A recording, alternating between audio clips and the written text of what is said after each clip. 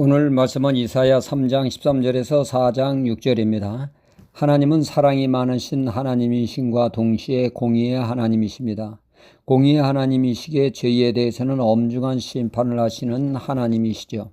하나님의 공의를 만족시키기 위해서 이스라엘은 일찍이 제사 제도가 있었습니다. 이는 죄에 대한 심판을 의미하기도 하죠. 피 흘림이 없이는 제사함이 없다는 말씀대로 말입니다. 사람이 지은 죄를 양을 비롯한 동물들이 대신 피를 흘리는 일이 제도화되었던 것이죠. 하나님의 눈에 비추어진 인간은 결코 하나님의 의를 만족시킬 수 없는 존재입니다. 모두가 자격 미달이요 불합격이죠. 모두가 심판받아 마땅한 대상이 되고 만 것입니다. 그래서 하나님은 인간의 죄를 대신 짐승들이 짊어지게 하셨고 심판하셨습니다.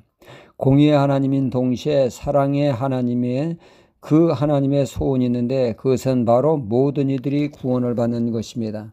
그것을 이루기 위해서는 이 죄에 대한 문제를 해결해야 했습니다. 사랑의 하나님은 하나님의 아들 예수 그리스도를 이 땅에 보내시고 인간의 죄에 대한 심판을 십자가에서 행하시게 되죠. 이는 하나님의 사랑이 무조건 사랑입니다. 누구든지 예수 그리스도 안에서 내 죄를 대신 짊어지신 십자가에 심판하셨다는 사실을 믿는 자들에게 구원의 은총을 베푸시는 것입니다. 요한복음 3장 26절에 하나님이 세상을 이처럼 사랑하사 독생자를 주셨으니 이는 저를 믿는 자마다 영생을 주시기 위함이라 말씀하고 있죠. 여기서 이처럼이란 하나님의 무조건적인 사랑을 말씀하고 있습니다. 그 무조건적인 사랑이 우리를 구원으로 이끌게 된 것이죠. 우리의 공로가 아니기에 구원은 전적으로 하나님께로부터 주어지는 선물이라고 에베소서는 말씀하고 있습니다. 십자가는 철저한 죄에 대한 심판으로 하나님의 공의를 충족시키며 동시에 하나님의 사랑을 표현하고 있는 것입니다. 하나님이 용서 못할 죄가 없습니다. 우리의 구원은 그 사랑을 받아들임으로 영접함으로 가능하게 되죠. 저희 아버님께서 불교를 접고 온 가족이 교회를 나오게 되었을 때 한 가지 고민은 아버님께서 설교 시간이면 깊은 잠에 빠지는 것이었습니다. 조용히 주무시면 그나마 다행인데 코까지 고시며 주무시니 이게 보통 문제가 아니었습니다. 그런데 신기하게도 설교 시간만 끝나면 내가 언제 졸았더냐 하시며 수년을 다녀도 신앙의 진전은 없고 그저 습관적으로 예배에 참석하는 신앙이었습니다. 그러던 어느 날 아버님이 저와 식사하면서 제가 물었습니다. 아버님, 죄가 있습니까?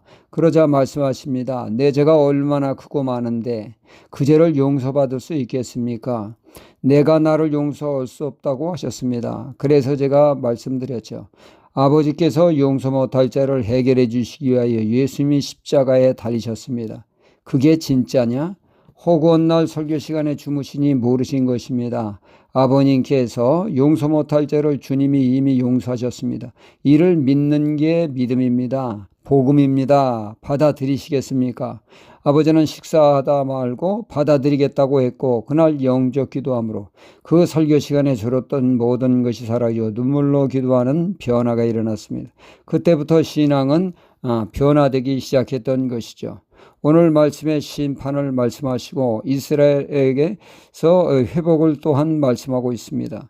우리는 나에게 집중하는 것이 아니라 주님을 바라보는 것이 신앙입니다. 나를 바라보아야 죄만 보이고 심판받아 마땅한 죄인일 뿐입니다. 그러나 주님을 바라볼 때 죄에서 나를 구원하신 하나님의 사랑으로 우리의 신앙은 회복되게 되어집니다. 그러므로 그리스도 안에 희망이 있으며 제사함이 있고 구원이 있고 영혼의 참 자유함이 있게 되어집니다. 고로 그리스도 안에서 우리의 신앙은 회복되며 성장하게 되어집니다. 그러므로 날마다 예수 그리스도의 십자가를 붙드는 신앙이 되어야겠습니다. 할렐루야.